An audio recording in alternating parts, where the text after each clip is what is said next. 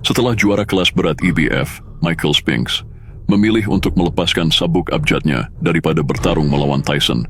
Iron Mike punya kekhawatiran berdasarkan fakta bahwa tidak ada penggemar tinju yang mengakui Tyson sebagai benar-benar tak terbantahkan sampai dia mengalahkan Spinks. I don't think there's any question or that it's any secret that we'd have preferred to have Michael Spinks fighting Tyson in the final showdown. But given the politics of the egos and the conflicts of interest in boxing, and the fact that some fighters try to circumvent the tournament and others try to sabotage the tournament, it's simply amazing that we would have any final at all. Pada saat yang sama, ada kontestan baru yang bangkit dari bayang-bayang dengan catatan impresif 34-0, 28 kemenangan dengan KO, dengan percaya diri mendaki tangga karier, Tony TNT Tucker. Tony menarik perhatian dengan tinggi badannya yang mengesankan, 6 kaki 5 inci, dengan fisik atletis.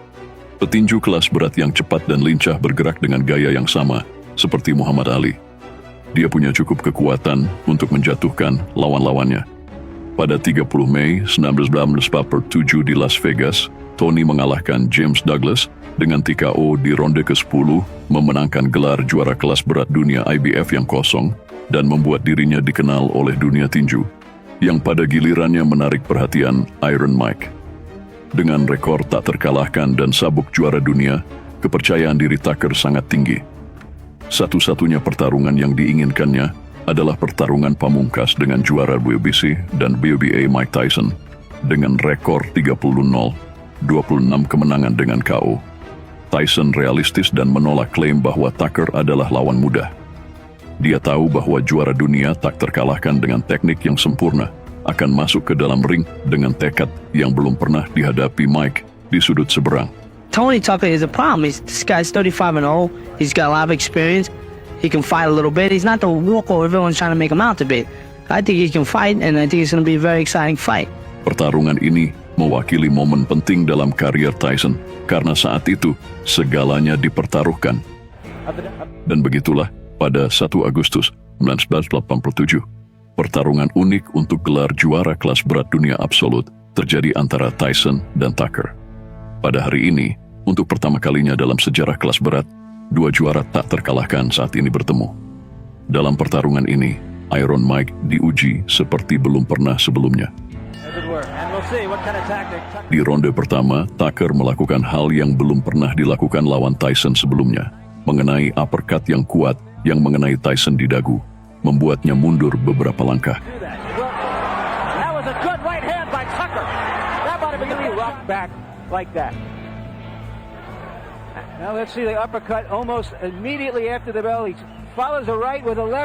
Namun, Tucker tidak dapat mengembangkan kesuksesannya.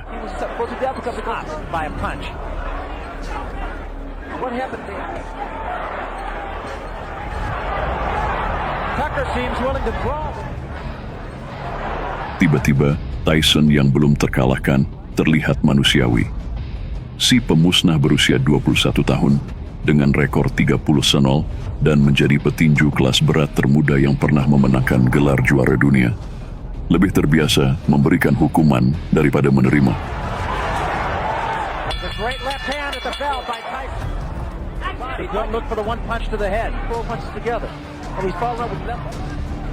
You know, Ray, I harken back to your fight with Marvin Hagler, where after the first, he's using his height, his reach. Good body shot by Tyson. Nice change. Tyson's trying to slow Tucker down.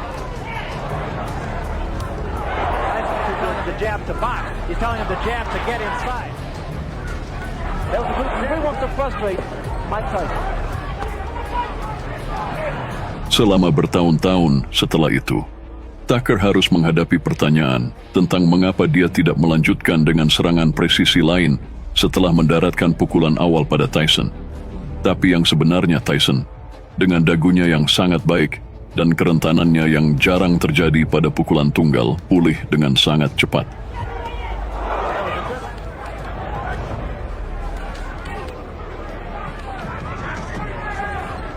Tapi TNT tidak akan hancur seperti banyak lawan yang menghadapi pukulan Tyson.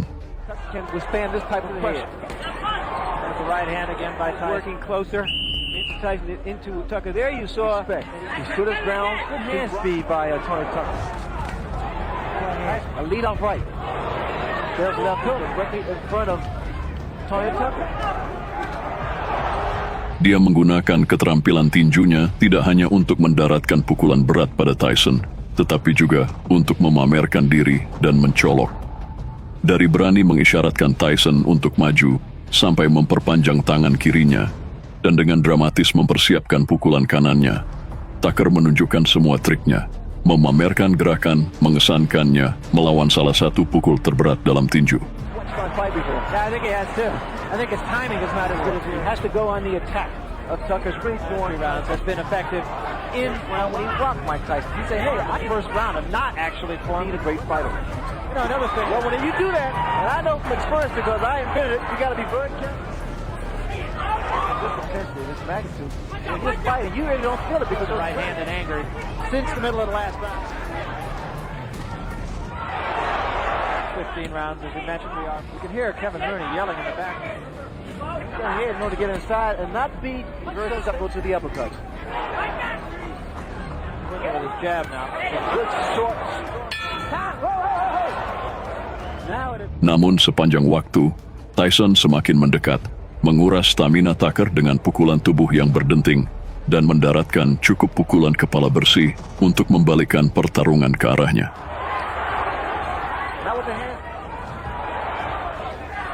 Because of what Tucker's doing, trying to stand up, haven't done that.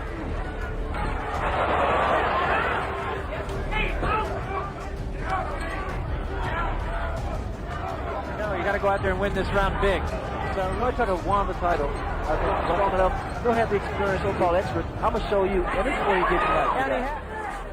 I mean, he's in a, and a guy who wasn't in there just. He had the big hat, and while maybe he didn't have a couple of cows. Pada saat-saat terakhir ronde terakhir, Tyson membanting Tucker dengan hook kiri, tetapi Tucker berhasil lolos dari masalah dengan mengikat lengan Tyson.